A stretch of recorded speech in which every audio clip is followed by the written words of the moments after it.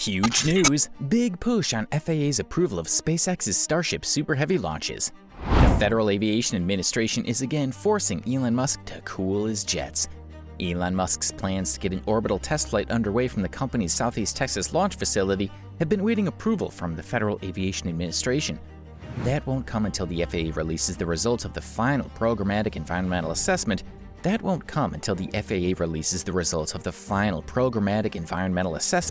That was originally targeted to be completed by the end of 2021, but has seen a series of delays. Looks like the first flight of the SpaceX Starship with Super Heavy booster will have to bide its time a little longer. Today we're going to talk about the huge news about the big push on FAA's approval of SpaceX Starship Super Heavy launches. Has the FAA delayed the approval again? How devastating will this be for Elon Musk's plans for the future? Well, stick around till the end as we answer these questions and more. So let's begin the video. On Friday, the FAA announced it was pushing its expected release of that report to April 29th. The assessment was expected on March 28th, but a statement from the FAA said it was currently reviewing and coordinating the final version with local, state, and federal agencies before its release. That review doesn't guarantee an okay for SpaceX to fly either, as Musk and others have stated that it could pave the way for a more intense environmental impact statement that could delay any Texas launch plans beyond 2022. As indicated by remarks Musk made only a few weeks earlier at the SpaceX Starship Update event on February 10th, the agency's action isn't what Musk and the SpaceX leadership were expecting, and it may have caught them momentarily flat-footed. The SpaceX CEO then went on to muse on the possibility of suborbital flights from Starship from Boca Chica to Kennedy Space Center in Florida lasting less than 45 minutes. But these flights of fancy were not what Musk had in mind when he later described the company's alternate plan. That plan requires moving the Starship development project to prevent it from stalling. He told the audience at Boca Chica that a more immediate land-based relocation of the enormous heavy-lift vehicles and their support and development infrastructure would only happen in a worst-case scenario, meaning a full environmental impact report becomes a requirement for operation in Texas. Musk also said during the Starship Update event that they do have an alternative to the Boca Chica launch facility, the Kennedy Space Center at Cape Canaveral. SpaceX applied for environmental approval for the launching from a Cape from a few years ago and received it. So they're actually approved from an environmental standpoint to launch from the KCS launch complex. So the worst case scenario for them in case of a delay exceeding 8 months would be to build up the Cape launch tower and launch from there instead. Musk said in February he expects what would be the most powerful rocket to ever launch from the Earth still to have its first flight by the end of the year, even if it has to shift to Florida. To date, the company has flown prototype versions of Starship without the booster to about 6 miles altitude and attempted landings back in Texas, sometimes with fiery results. Those used only 3 or fewer of the new, powerful Raptor engines.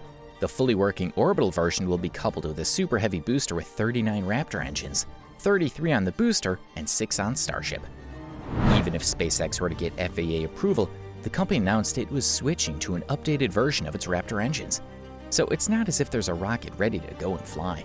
The plan for the next flight, though, if it were to lift from Texas, seeks to launch a stacked version of Starship and Super Heavy, have them separate, return the booster to land on a SpaceX vessel 20 miles offshore in the Gulf of Mexico, while Starship receives orbit for at least one trip around the Earth and then lands in the Pacific Ocean. Texas remains SpaceX's preferred location for continued testing of Starship.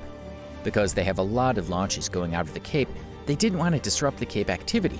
So the operational launches, with the advanced R&D of Starship, Musk explained in February. So it was important to decouple the operational launches from the R&D launches. That's why they were at this location.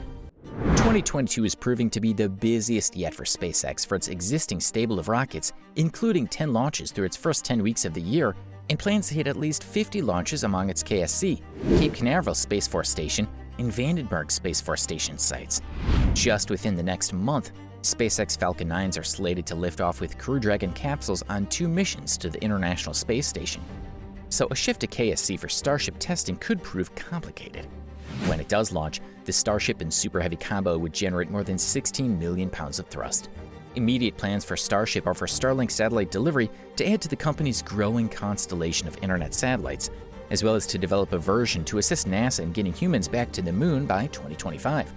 The main purpose for its development, though, is eventually to help create a self-sustaining colony on Mars.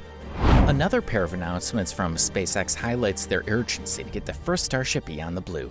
SpaceX issued the announcements before and after the news broke of the renewed FAA foot dragging. A few days before the newest delay, a tweet from Musk on March 21st announced Starship is a handful of weeks away from attempting a low Earth orbit. SpaceX's default plan was 65% of global launch mass to orbit this year. Incremental demand might take that to 70%, so not a major change. Those numbers don't count Starship. Rough math is 16 tons times 50 launches equals 800 tons. Rest of the world is less than 400 tons, mostly China. He followed this up with another tweet saying, "First Starship orbital flight will be with Raptor 2 engines, as they are much more capable and reliable. 230-ton or 500,000-pound thrust at sea level. We'll have 39 flight-worthy engines built by next month, then another month to integrate, so hopefully May for orbital test flight." So are you guys enjoying the video? Why is Musk so adamant to get this approval from the FAA? What hangs in the balance if SpaceX doesn't get the approval on time? We know the answer, but do you? So while you think, do subscribe to our channel and click on the bell icon to receive instant notification about all our future videos.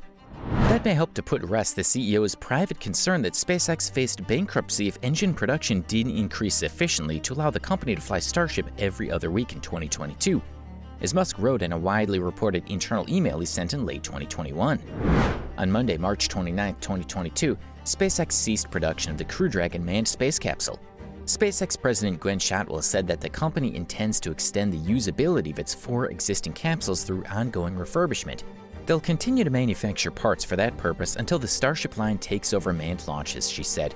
And furthermore, the company maintains the capability to resume building the Crew Dragon should additional capsules be needed. The end of Crew Dragon production adds more urgency to the desire to get Starship flying, specifically since the craft has been pegged by NASA as the vehicle that'll carry American astronauts, including the first woman and person of color back to the moon. The first 2 missions of the Artemis plan will see the Orion spacecraft circle the moon after launching aboard NASA's Space Launch System. However, when humans again set foot on the lunar surface, they'll have ridden a Starship to get there, provided the current Earthbound red tape can be cut. Bottom line, SpaceX might be a step closer to moving its Super Heavy project for the development of the Starship Heavy launch vehicle to Florida, following the Federal Aviation Administration's announcements last Friday, March 25, 2022, of yet another delay. So do you think SpaceX will get the FAA approval in time, or will they have to shift to the Kennedy Space Center to continue their pursuit of reaching Mars? Let us know in the comments below. And if you want to watch more of our amazing videos, then stay tuned.